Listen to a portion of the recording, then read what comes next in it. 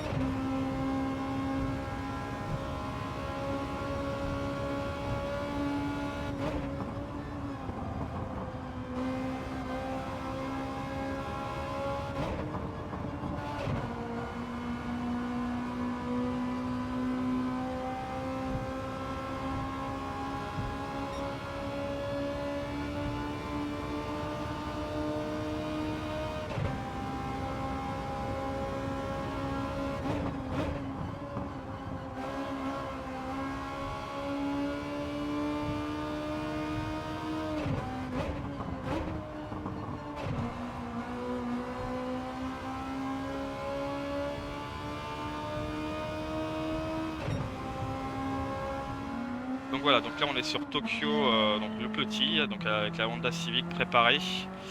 Donc le dernier virage, je vous conseille en fait moi de ressortir directement en 4. C'est une voiture qui demande de pousser les rapports extrêmement loin, donc n'hésitez pas à pousser. En l'occurrence la 5, passer à 170. Donc là on arrive au premier virage. C'est un léger freinage, on essaie d'avoir la corde le plus possible et on reste en 5 tout le long.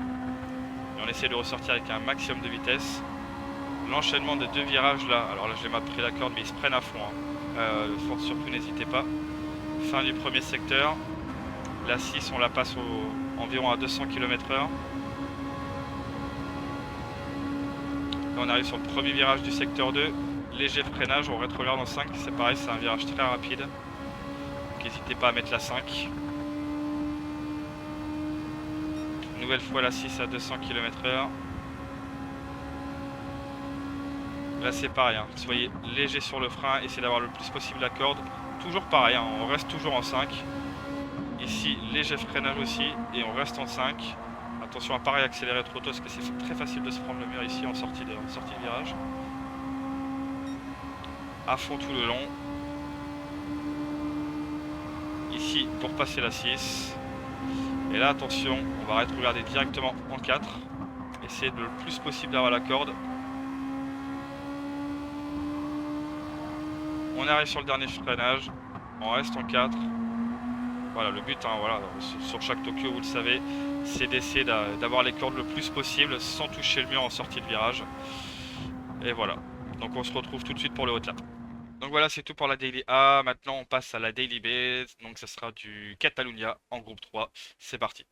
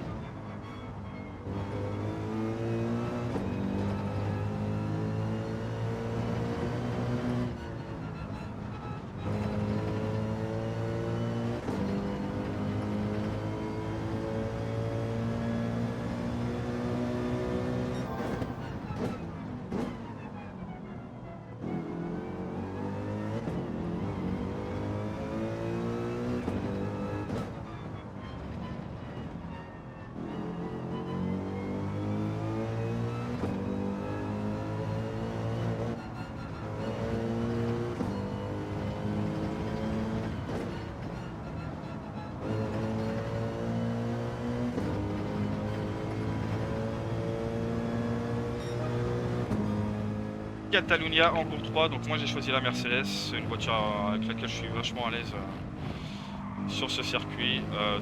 Vitesse 3 en sortie de dernier virage pour préparer le tour. Je vais la faire un peu plus loin, comme à chaque fois les gars, pour essayer de vous expliquer. On arrive à peu près à 260 ici. N'hésitez surtout pas à essayer de mettre 2 roues à droite du petit vibreur blanc et rouge que vous avez vu sur le premier droite. N'hésitez surtout pas à monter sur les parties vertes, hein. Ça vous fera gagner du temps. Là on arrive sur le long droite. On essaie le plus possible de mettre les roues droites sur le vibreur. En fait le vibreur il va un petit peu vous aider si vous voulez à roter avec la voiture et pas trop avoir ce virage. Fin du secteur 1, gros freinage. On essaie le plus possible de rester sur le vibreur aussi. En sortie de virage on met la 3.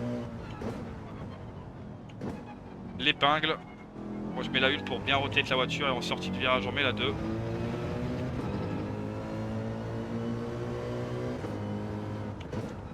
Alors ici je considère que c'est vraiment un virage pas facile. Faut pas trop mordre en sortie de virage. Si vous êtes trop sur la droite, vous allez prendre une pénalité. Un long droite rapide.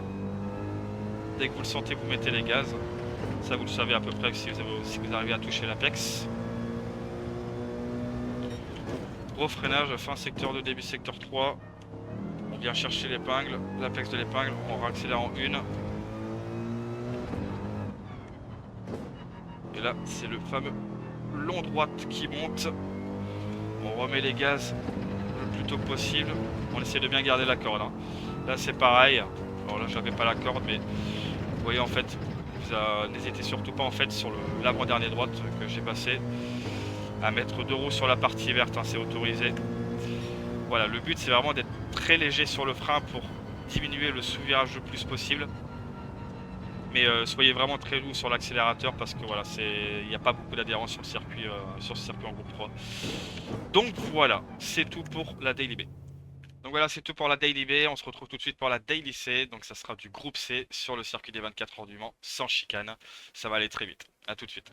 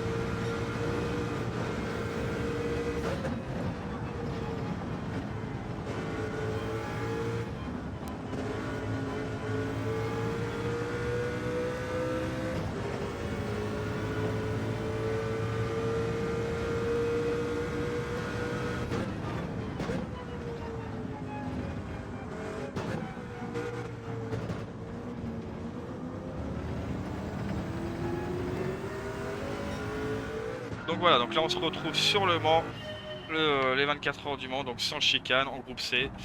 Je vous conseille de prendre la Sauber Mercedes C9, visiblement c'est l'une des plus rapides pour cette semaine. Donc voilà, donc là, chicane de Ford, on sort en 3 pour l'accélération. Alors vous allez avoir l'impression effectivement qu'elle a plus de jus en deuxième vitesse, mais évitez justement. Parce que le temps que vous passez en fait le rapport entre la 2 et la 3, vous allez perdre du temps, donc sortez bien en 3 sur le dernier virage. Donc la chicane Dunlop, passez bien en 1 pour bien rotate la voiture. N'hésitez pas à bien couper la chicane sans mettre les 4 roues à l'intérieur du vibreur bien sûr. Ici on passe la 2, essayez de manger le plus possible le vibreur intérieur, ça va bien aider la voiture à tourner, vous allez pouvoir accélérer très tôt. Terre trop rouge, on engage en 3, on sort en 4. Vous remarquerez en fait en faisant ça que ça va beaucoup plus vite parce que si vous sortez en 3, vous allez remarquer en fait que vous perdez du temps à passer la 4 un peu plus tard. Donc voilà, c'est une voiture qui met beaucoup de temps à passer les rapports, donc il ne faut pas hésiter à utiliser un rapport au-dessus. Et là voilà, que dire à part qu'on est parti pour une ligne droite de 6 km, donc là, voilà, vous vous reposez, vous soufflez un petit peu.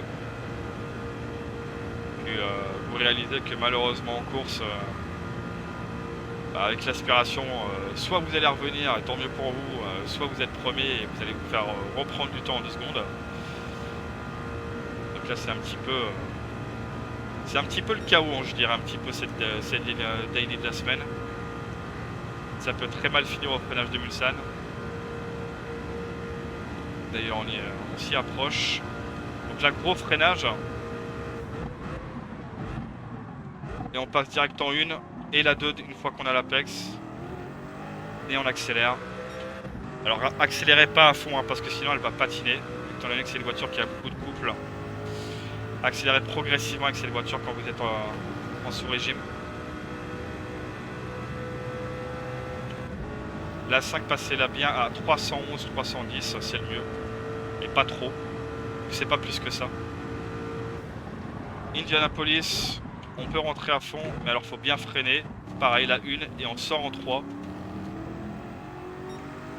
Harnage, n'hésitez pas à bien vous déporter, vous voyez comme ça, sur la gauche, pour préparer en fait le droit qui arrive. Ça va élargir votre trajectoire et vous allez pouvoir prendre le harnage qui est un virage assez compliqué. À 90 degrés, il est pas simple, c'est très facile de louper son freinage.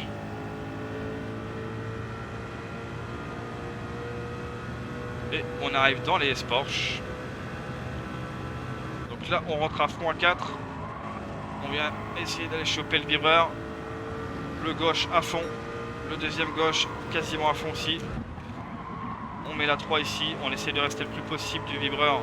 Ça va permettre à la voiture de garder une bonne vitesse. On sort en 3 aussi. On met la 4. Environ à 250 tout le temps la 4. Hein, pas plus. Ici, on rentre en 3. On met la 2 pour le droite. On met la 1 pour bien rotate la voiture pour la chicane de Ford. Et on ressort en 3. Et ça vous donne un tour à peu près correct sur le Mans. Voilà, c'est tout pour la DLC. Donc voilà, c'est tout pour cette semaine. Écoutez, j'espère que cette vidéo vous aura plu. Et puis voilà, moi je vous dis à la semaine prochaine pour 3 nouvelles Daily Race.